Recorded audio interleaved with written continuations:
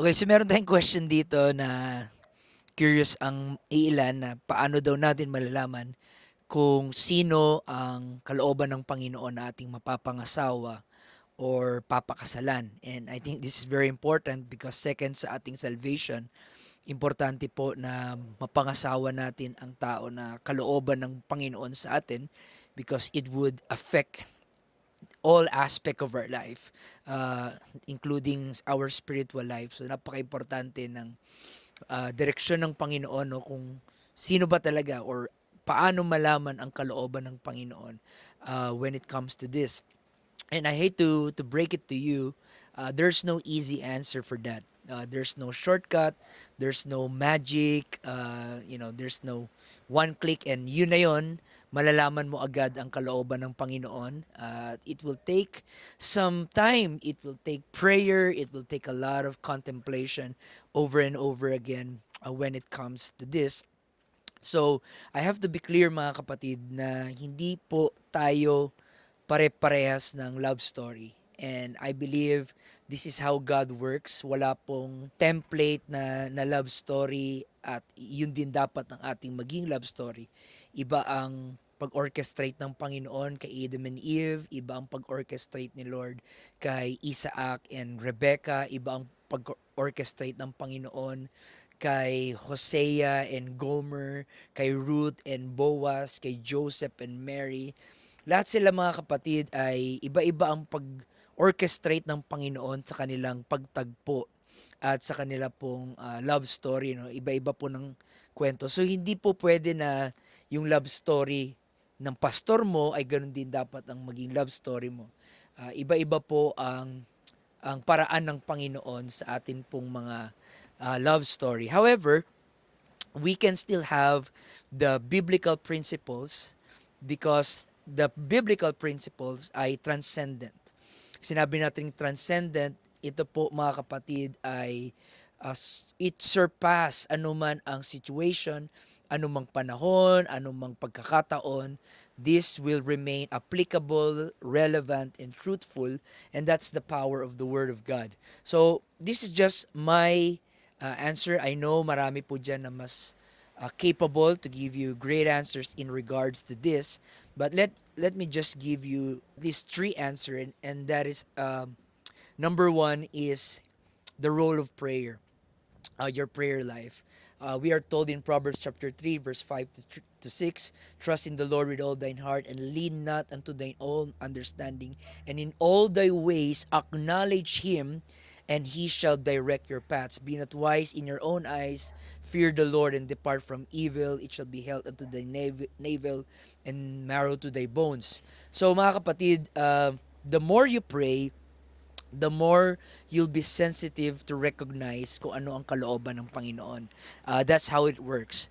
The more ka nagpipray, the more ka nagpapasubmit sa kalooban ng Panginoon. And while you're praying, you say to God, Lord, kung itong kalooban mo, lead me to that direction. Kung hindi itong kalooban mo, putulin mo na ang feelings ko na to. Alisin mo na agad ang infatuation na nararamdaman ko. Lord, direct me. Lord, guide me. Lord, I want a person na faithful sa iyo at mahal ka, Panginoon, at uh, mahal ang kanyang pamilya. And the more you pray, and pag dumating na yung panahon na i-reveal na yun sa ng Panginoon, masasabi mo na ito talagang kalooban ng Panginoon. Paano mo nalaman? Kasi pinagpipray mo di ba? In Philippians 4:6 to 7, do not be anxious about anything, but in everything by prayer. So instead of worrying, the Bible tells us to pray over it, pray over it, pray over it. Because the more you pray, the more ka bibigyan ni Lord ng wisdom, ng guidance, ng prompting in your heart and in your spirit na okay, ito talagang kalooban ng Panginoon. Okay, so napaka-importante po ng prayer life, and pag hindi mo aalagaan ng prayer life mo, mas malaki ang chance na magkakaroon ka ng mga maling decision, you will rush things, madadala ka ng emotions mo instead na maging led ka ng Holy Spirit. And secondly, is to surround yourself with godly counsels. In the multitude of counsel, there is safety. Most of the time, mas safe talaga sa elders kasi nga Meron na silang experience ng mga mali nila eh. Di ba nga sabi, you are wise if you learn from your mistake, but you are wiser if you learn from the mistake of others. So meron silang mga nagawang mali. So blessing yun dahil you don't need to walk on the same path. You don't need to commit the same mistakes that they did. So you need to listen to the godly counsels, to your spiritual leaders, anyone, and hangga't maaari huwag ka makinig sa peers mo, sa friends mo dahil bias yan at kulang sa experience yan. Makinig ka sa mga godly counsel. Surround yourself with godly counsel. And of course, you always read the Bible, understand, meditate, ponder the Word of God, and apply it, mga kapatid, in your daily life, in your practical life. And of course, mga kapatid, thirdly, which to me, this was very helpful to me, is to meditate on the providence of God. When we say the providence of God, it means to recognize paano inarrange ng Panginoon ang lahat ng bagay. So, you look in retrospect, tinignan mo yung past, and meditate mo na bakit kaya siya ang pinakilala sa akin ng Panginoon nung araw na ito. Ito yung timing ng Panginoon. Nagkakilala kayo dito, nag-meet kayo dito, nagkausap kayo dito. So, while you're, meditating on the providence of God, huwag mong isipin kung sino yung pinaka na mas nagpapakilig sa'yo. That's a very wrong thinking na sino nagpapakilig sa akin, yun. Mali, mga kapatid. Ang isipin mo, tayo as a Christian, sino ang tumulong sa akin spiritually.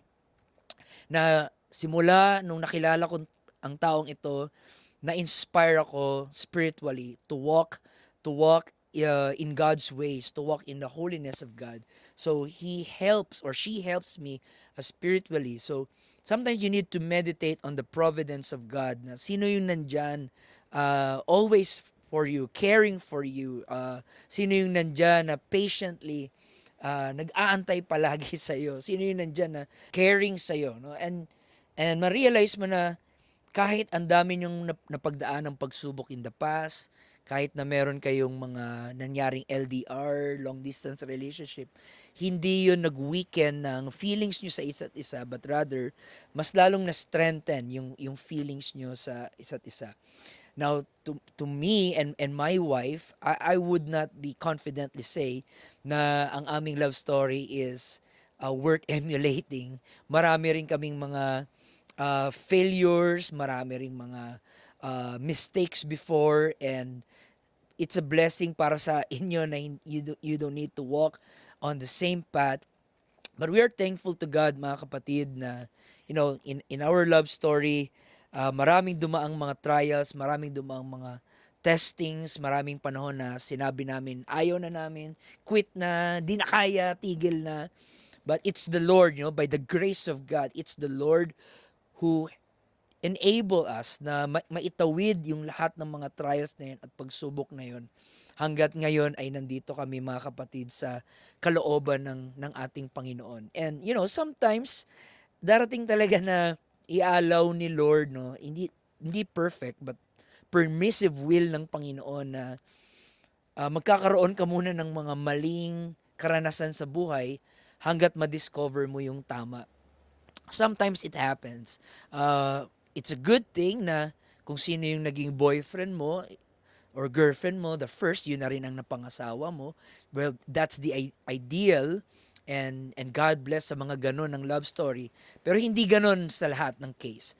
May iba na dumanas muna ng maraming heartaches, broken-hearted many times, and then finally, mined ng Panginoon ang lahat at ginawang stepping stone ng Panginoon lahat yun until, molding process pala yun, until you are now in God's perfect will. So these are, the principles you need to think about. A prayer, surround yourself with godly counsel, and continuing to meditate on the providence of God, yung ginagawa ng Panginoon in the past, that would help you weigh your decisions in the present. And that decision in the present will affect you in the future. Okay? So God bless everyone, and also, bago ko makalimutan, Matthew 6:33, seek ye first the kingdom of God and His righteousness, and all these things shall be added unto you. Huwag ka masyadong mag-alala sa sinong love life, no? Ang isipin mo unang-una sa lahat ay maging faithful sa kaharian ng Panginoon, and susunod na yon mga kapatid, yung step by step leading ng Panginoon sa ating mga love story. So God bless mga kapatid, and Godspeed.